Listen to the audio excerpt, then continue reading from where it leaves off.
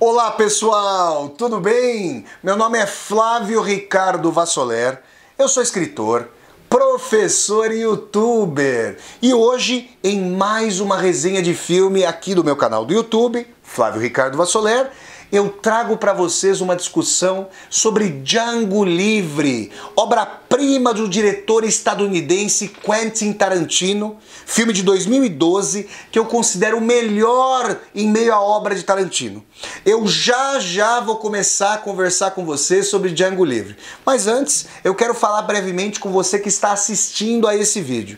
Se é a primeira vez que você está chegando aqui ao meu canal, seja muito bem-vinda e bem-vindo. Peço que você se inscreva no canal, toque a sinetinha para poder receber as notificações e se, ao fim dessa resenha, você gostar do conteúdo do debate, eu peço que você dê um like no vídeo, curta-o, compartilhe o vídeo pelas redes sociais para que nós possamos chegar a cada vez mais e mais pessoas e deixe aqui o seu comentário para eu poder conversar com você. Tudo bem? Então, gente, vamos lá. Django Livre é um filme que estabelece um diálogo crítico, como só ia acontecer, como é algo recorrente na obra de Tarantino, com um determinado gênero de filmes norte-americanos ali. No caso de Django Livre, o diálogo crítico se dá com os filmes que aqui no Brasil são conhecidos como filmes de faroeste. Se vocês se lembrarem, eles tiveram ali como protagonistas recorrentes o John Wayne e também, por vezes, o Clint Eastwood, esse antigo ator do cinema norte-americano que depois viria a se tornar diretor. Esse expediente da paródia, do diálogo crítico, é muito recorrente em meio à obra do Tarantino. Se vocês se lembrarem de Kill Bill, que também é um belíssimo filme, a sequência de 2 filmes ali do Tarantino, em Kill Bill, o Tarantino faz todo um diálogo interessante com as séries de artes marciais e lutas japonesas. No caso de Django, esse diálogo se dá com o faroeste. E o que os faroestes, esses filmes tradicionais dos Estados Unidos, mostravam? Eles apresentavam, via de regra, protagonistas brancos que estavam capitaneando a marcha em direção ao oeste nos Estados Unidos, que vai se dar ali no começo do século XIX. E essa marcha, gente, é considerada, tanto pela historiografia norte-americana quanto pela historiografia de outros países, como uma marcha de assassínio em relação às populações autóctones, aos indígenas norte-americanos. Nessa marcha, boa parte do território mexicano, em guerras ali entre os americanos e os mexicanos, boa parte do território dos Estados Unidos, do México, foi tomada e os indígenas foram sendo expropriados da sua terra ancestral.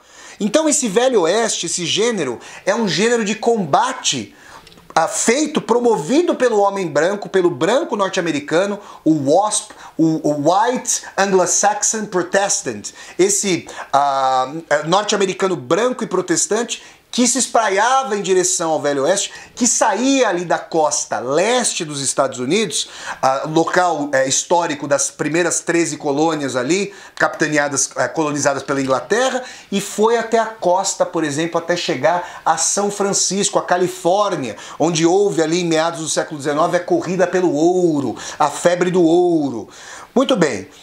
Como esses filmes tradicionais eram capitaneados por protagonistas ali brancos, é interessante que Django Livre tenha como um western às avessas, um faroeste às avessas, de maneira interessantíssima e formidável, um ex-escravo, um ator negro, que é o Jamie Foxx, que interpreta, e eu diria mais, eterniza a personagem Django, o Django Livre, que é um rapaz forte, altivo, inteligente, sagaz, que vai entrar numa série de circunstâncias, numa parceria com o dentista transformado em caçador de recompensas, King Schultz, que é interpretado, e eu também diria eternizado, pelo ator alemão, de origem alemã, Christoph Waltz.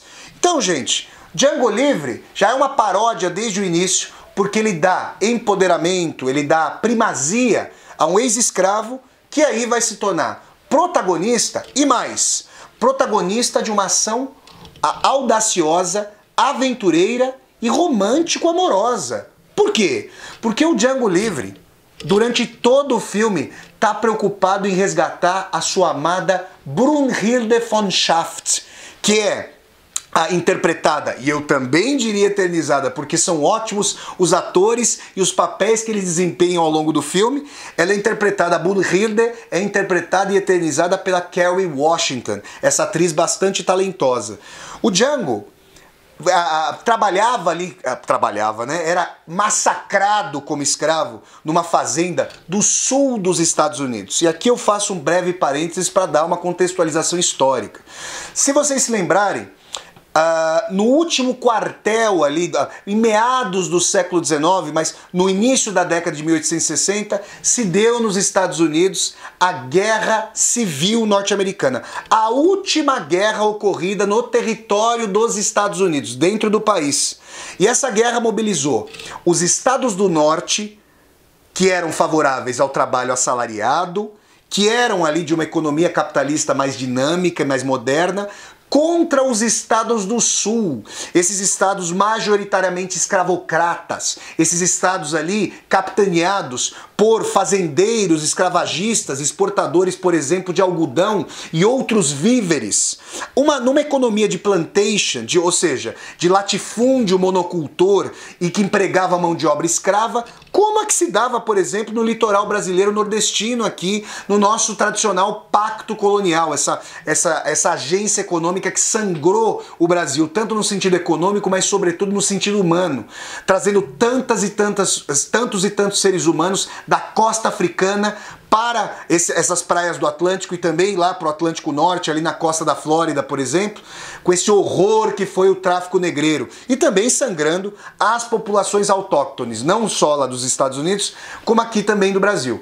Então, Django Livre é um filme que se passa nos anos imediatamente anteriores à Guerra Civil, que transpassou, que rasgou, que matou milhões e milhões de norte-americanos. Pra vocês terem uma ideia, eu morei nos Estados Unidos, no primeiro ano em que eu morei nos Estados Unidos, ali entre 2014 e 2015, houve uma discussão por parte dos estados do sul, dos estados sulistas dos Estados Unidos, sobre se eles ainda poderiam usar a bandeira das tropas sulistas, das forças sulistas, em repartições públicas. E a Suprema Corte norte-americana disse que essa bandeira não mais poderia ser hasteada. Por quê? Porque ela até hoje é associada à causa hedionda da escravidão. E muitas repartições ainda usavam essa bandeira e se referem até hoje às forças do norte e a campanha movida pelo norte, capitaneada pelo então presidente Abraham Lincoln, contra o sul, como Northern Aggression, agressão do norte. Bom, feita essa contextualização, vale frisar que toda a ação de Django Livre se passa em meio a esses estados sulistas, majoritariamente escravocratas. Então a gente está falando de fazendas de algodão, fazendas de plantation, grandes latifúndios ali, monocultores escravagistas. Então a gente está falando de um cenário terrível para os escravos negros e ex-escravos, um cenário de muito preconceito. Eu, por exemplo, que morei na cidade de Chicago, uma cidade ocupada ali em meados e fins do século XIX, era um local para o qual muitos ex-escravos aportavam em busca de novas oportunidades e tentando fugir do preconceito horrendo dos estados do sul dos Estados Unidos. Muito bem, Django Livre depara ali, tá caminhando acorrentado no começo do filme, o Django tá caminhando acorrentado no começo do filme, guarnecido ali por alguns mercadores de escravos, quando o Dr. King Schultz, o dentista King Schultz, que caminha ali com uma carroça muito peculiar, com um dente que fica se movendo sobre uma mola ali no teto da carroça, ele interpela os mercadores e acaba descobrindo que o Django era da fazenda Carucan, que era uma fazenda produtora de algodão.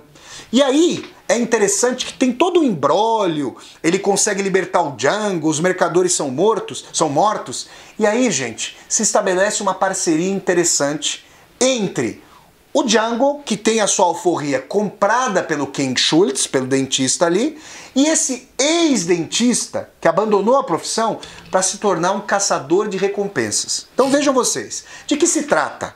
O que ele fazia?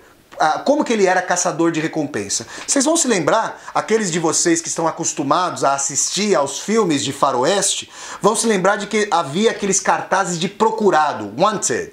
Então, procurado, dead or alive, vivo ou morto. E aí em que sentido? A pessoa era capturada, sequestrada por um caçador de recompensas, e aí, morto ou vivo, quando o seu corpo, ou vivo ou morto, era levado para uma delegacia de polícia, por uma chefatura, por um xerife, a recompensa era paga. E era assim que o dentista King Schultz, que se converteu de dentista em caçador de recompensa, trabalhava. Então, ele arregimenta o Django para trabalhar para si mesmo, para que eles possam dividir as recompensas. Só que o Django diz para ele o seguinte: eu estou interessado em resgatar a minha esposa. E aí é que vem à tona a história da Brunhilde von Schaft. Vocês podem, por exemplo, achar estranho que nos Estados Unidos uma escrava, que era a Brunhilde, tem esse nome alemão. E essa é a sensação que o King Schultz, o dentista, tem. Ele é alemão de origem, né? Também no filme, não só na vida como ator, mas também no filme. E ele fala, mas como? Como é possível? Nós estamos nos Estados Unidos, como é que você tem ali a sua noiva, a sua esposa, a sua namorada, tem um nome alemão? E aí ele conta, o Django conta para o Dr. King Schultz que a Brunhilde tinha uma dona alemã. E que essa dona... É horrível usar esse termo dona, né? Estou usando termos próprios ali da época da escravidão, mas é um termo peculiar. E que a dona da Brunhilde, à época, ela ensinou alemão para Brunhilde, porque ela própria era alemã e queria ter alguém com quem falar a sua língua pátria, a sua língua original. Muito bem, isso acontece ali no filme, e aí o King Schultz conta para o Django que o nome Brunhilde se remete a uma lenda mesma nórdica, famosíssima na Alemanha.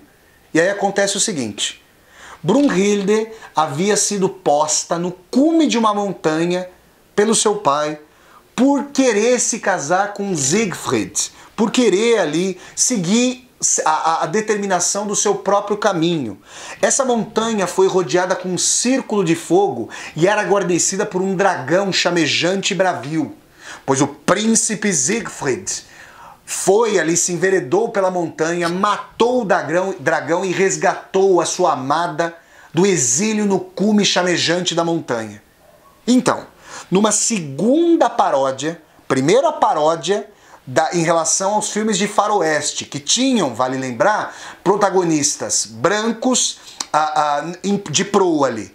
E numa segunda paródia em relação a um gênero nórdico trazido para o coração escravista do sul dos Estados Unidos, o Tarantino promove agora o Django, que já era uma inversão do protagonista branco e assassino do Velho Oeste. Agora, como ex-escravo altivo que vai determinar o seu caminho, ele é elevado a príncipe, do príncipe nórdico ao príncipe africano, aquele que foi levado da sua pátria, no país africano de que fazia parte, até os Estados Unidos, num sequestro hediondo pela escravidão. Ele é promovido a príncipe aventureiro e a príncipe que vai resgatar a sua amada das garras da escravidão. Essas são as duas molduras, os dois diálogos intertextuais que Django Livre estabelece. E o Dr. King Schultz se mostra bastante admirado com a intrepidez e com o amor que o Django sente pela Brunhilde von Schaft. E aí, gente, toda a história, todo o desdobramento do Django Livre se dá numa dimensão de resgate da Brunhilde pelo Django. Só que aí entra um ponto interessante. E é um ponto aqui que pode trazer uma pulga atrás da orelha para aqueles que defendem o liberalismo econômico, a dimensão de que apenas e tão somente as relações de mercado, regendo-se a si mesmas, podem nortear as trocas entre as pessoas em sociedade. Por quê? Porque o Dr. King Schultz e o Django, caçando ali as recompensas, indo atrás dos procurados, vivos ou mortos, conseguem amealhar capital econômico.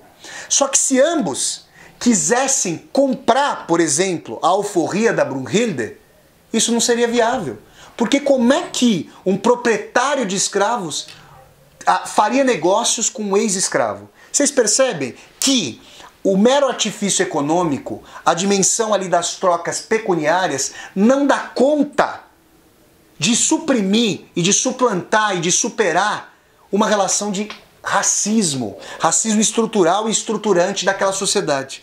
Então o Django e o Christopher Waltz precisam pensar em uma alternativa. O Dr. King Schultz, falei o nome do ator aqui, o ex-dentista e o Django precisam pensar numa estratégia, numa alternativa para que possam ir até Candyland. Candyland é a fazenda de algodão em que capitaneada ali, governada a mão de ferro pelo Calvin Candie, personagem ali interpretado e também eternizada, porque o papel é muito bem feito, pelo Leonardo DiCaprio. Então eles precisam achar uma alternativa, uma estratégia. E de que eles lançam mão? O Leonardo DiCaprio no filme, o Monsieur Candie, que é alguém, um francófilo, porque à época a França era o coração cultural do mundo, né? Era o coração de exportação da etiqueta, da cultura e até do poder político. O senhor Candie é um apreciador da luta entre escravos. Gente, não apenas a escravidão como opressão do trabalho que não era pago para os escravos da lida, e também os escravos explorados domesticamente, muitas mulheres utilizadas como moeda de troca para fazer sexo, uma coisa assim simplesmente horrorosa e horrenda, a pior herança legada pela humanidade. Havia também aqueles escravos mais fortes, mais pujantes, que eram utilizados como lutadores pelos seus respectivos donos em lutas mediante paga, mediante aposta. Assim como hoje, de forma tão horrenda quanto, cães são utilizados em rinhas, galos são utilizados em rinhas, lutadores à época eram assim utilizados. Olha, gente, se a gente for pensar, essa tradição, mutatis mutandis, guardadas as devidas diferenças, ainda tem lutas patrocinadas e vistas aí por milhões e milhões de pessoas clamando pelo sangue alheio aspergido. Que coisa terrível! Como a humanidade tem dificuldade para superar, para recalcar, para deixar de lado, para suplantar suas tendências mais bárbaras e primitivas. Mas vamos lá, gente. O que acontece? Eles encontram uma estratégia, os dois caçadores de recompensa encontram uma estratégia para fazer com que o Django, ex-escravo, seja aceito em Candyland com uma posição minimamente negociável. O Django é transformado, vejam vocês, ele tem que fazer o papel de mercador de escravos. Ele, ex-escravo, homem negro, diz pro Dr. King Schultz: você quer me transformar no pior do que há em meio a esse universo horroroso da escravidão. Como se já não bastasse o senhor de escravos, que é o algoz mesmo desse sistema, você quer que eu, negro, seja convertido em mercador de escravos? Isso é o pior que pode haver. Mas é esse o preço a ser pago quando o Django precisa entrar num meio que não o quer por lá, que não o aceita por sua antiga condição de escravo e pela cor da sua pele. Nesse horror, o Django topa o papel em prol do resgate da sua amada Brunhilde von Schaft. E aí, o Dr. King Schultz e o Django são entronizados na fazenda como mercadores de escravos, como mercadores que estão interessados em comprar um lutador mandingo, da luta ali de mandingo, do Calvin Candie. E aí, gente, numa síntese muito grande do filme, porque eu estou chegando aos momentos mais centrais, eles vão assistir a uma luta e vão começar as negociações. Eles querem comprar um escravo, eles querem dizer que vão comprar ali um lutador para, na verdade, colocar no bojo dessa compra a Brunhilde von Schaft e aí saírem de Candyland imunes, ilesos, a libertando e depois a alforreando, para que o Django e a Brunhilde possam viver felizes para sempre. Essa seria ali a trajetória romântica, parodiada, do faroeste e do mito nórdico, trazido ali para o príncipe e para a princesa negros no filme Django Livre. O que acontece? Tarantino vai complicar a situação. Obviamente, para trazer ali o seu tempero humano e histórico para o filme. E aqui eu quero dizer o seguinte, uma coisa que invariavelmente me incomoda nos filmes do Tarantino, a não ser que seja propriamente a proposta, como acontece em Kill Bill. Como Kill Bill é um filme que vai parodiar as séries japonesas de artes marciais, a violência é posta, é uma condição estrutural dessas articulações. Agora o Tarantino muitas vezes lança mão não só de uma violência que é própria história, que é própria condição humana, mas ele como que contribui, ele como que refina, ele traz laivos de sadismo para a violência. Agora no caso do Django, essa violência é a razão mesma de ser do cotidiano escravocrata. Ela é a articulação, ela é a mediação de todas as relações naquela sociedade odiosamente escravocrata. Então, as cenas ali de menosprezo com relação aos escravos, as cenas em que escravos são perseguidos por cães, as cenas de luta ali que um escravo tem que matar o outro, em que o sádico, o hediondo, a hedionda personagem interpretada pelo Leonardo DiCaprio, Calvin Candy, pede que o seu escravo vencedor abata o outro com um martelo. Uma coisa simplesmente horrorosa. Tudo isso faz parte da história humana como banho de sangue. Agora é importante dizer o seguinte, desde o primeiro momento em que Django e Calvin Candy se encontram, e também o King Schultz, desde o primeiro momento em que eles se encontram, há um antagonismo.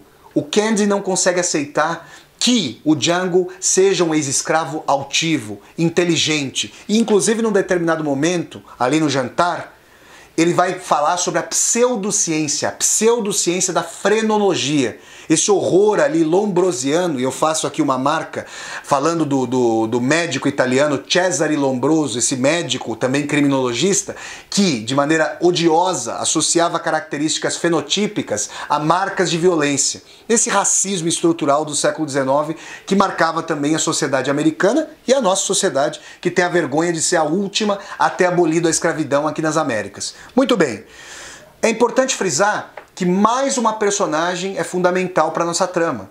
A personagem é interpretada pelo ator Samuel L. Jackson, que é a personagem do escravo da casa Stephen, que é um escravo ali com uma condição de comando, de domínio, em meio aos outros escravos da casa.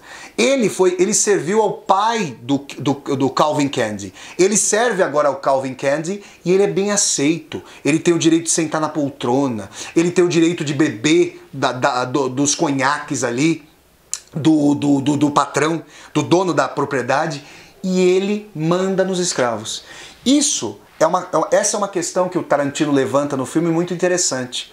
A noção de que, sem a cumplicidade de determinados agentes dos oprimidos, não poderia haver a opressão de muitos por tão poucos. Isso que é um tema levantado pela Hannah Arendt, pela filósofa alemã e judia Hannah Arendt, no livro Eichmann em Jerusalém, dizendo que sem os conselhos judaicos que ajudavam os nazistas a saber quantos judeus havia nos guetos, sem isso, Hannah Arendt vai dizer que sem essa cumplicidade desses conselhos, dessas administrações, os nazistas não teriam procedido à solução final. Hannah Arendt foi radicalmente criticada por isso, mas o Tarantino, na figura do Stephen, vê a cumplicidade entre o escravo oprimido, que, por exercer a opressão entre os escravos piores do que ele, na cadeia, em pior situação que ele, se sentia ali se sentia contíguo aos agentes da dominação. O que vai acontecer nesse filme? O Stephen, que é tão inteligente quanto o Django, e bem mais inteligente que o seu patrão Calvin Candy, nota que existe uma certa intimidade entre o Django e a Brunhilde, que é a escrava da Lida, uma moça muito bonita.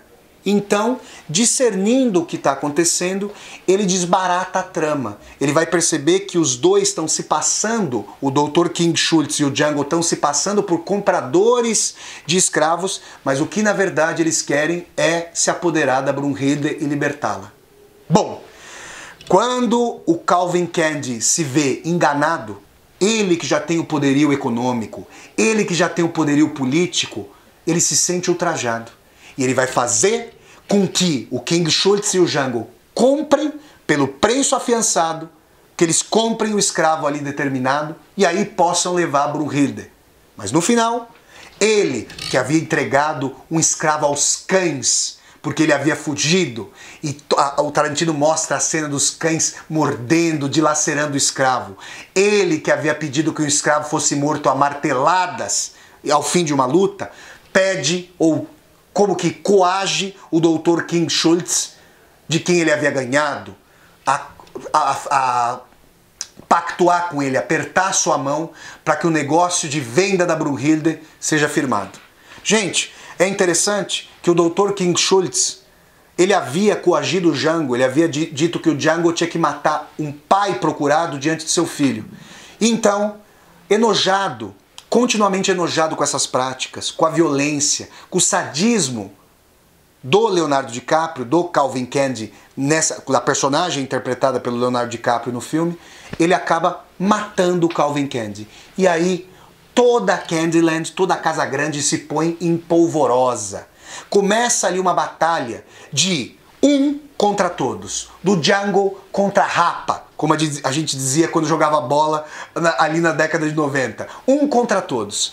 Bem ao estilo western, daquele que tem uma arma que parece sempre provida de tiros e mais tiros e mais tiros, cujas balas não acabam, e o Django consegue suplantar a fazenda como um todo, como que miraculosamente.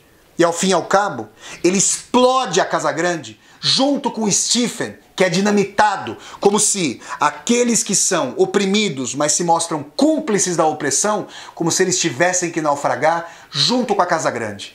E aí é importante dizer, gente, que o Tarantino traz várias marcas de que o norte dos Estados Unidos, os estados nortistas, são mais progressistas, são mais iluminados e estavam contra a escravidão. E é importante trazer essa dimensão de que o Django é um libelo, uma crítica radical contra a escravidão, traz ali um protagonista que é negro, um protagonista que vai ser o anti-faroeste, mas que toma a dimensão do gatilho mais rápido do sul. Olha só, essa expressão do gatilho mais rápido do oeste é uma expressão utilizada nos filmes western. E agora o Django vira o gatilho mais rápido do sul. Ele é um protagonista anti-branco, da disseminação do Velho Oeste. Ele é um príncipe que não é nórdico, ele é um príncipe africano, ele é um príncipe que resgata a sua amada e que destrói a Casa Grande. É nesse sentido que Django Livre é um libelo formidável de Quentin Tarantino contra a escravidão e contra um gênero de filmes que como que emulou, glorificou a marcha para o Velho Oeste, que fez limpeza étnica da população autóctone dos Estados Unidos e que ainda amealhou territórios de um outro país, no caso o México.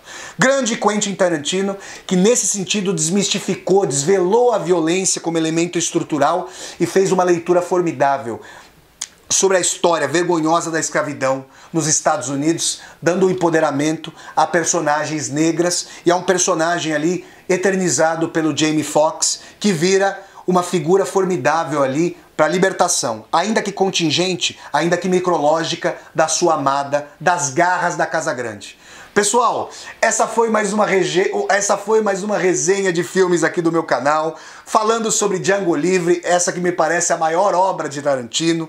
Se você gostou dessa resenha, eu peço que você dê um like no vídeo, curta-o, compartilhe-o pelas redes sociais para que nós possamos alcançar cada vez mais e mais pessoas. E se você está chegando pela primeira vez ao canal, eu peço que você se inscreva, toque a sinetinha para poder receber as notificações e até o próximo sábado, às 10 horas da manhã, com mais uma resenha de filmes aqui no meu canal do YouTube, Flávio Ricardo Vassoler. Até a próxima, pessoal. Tchau, tchau.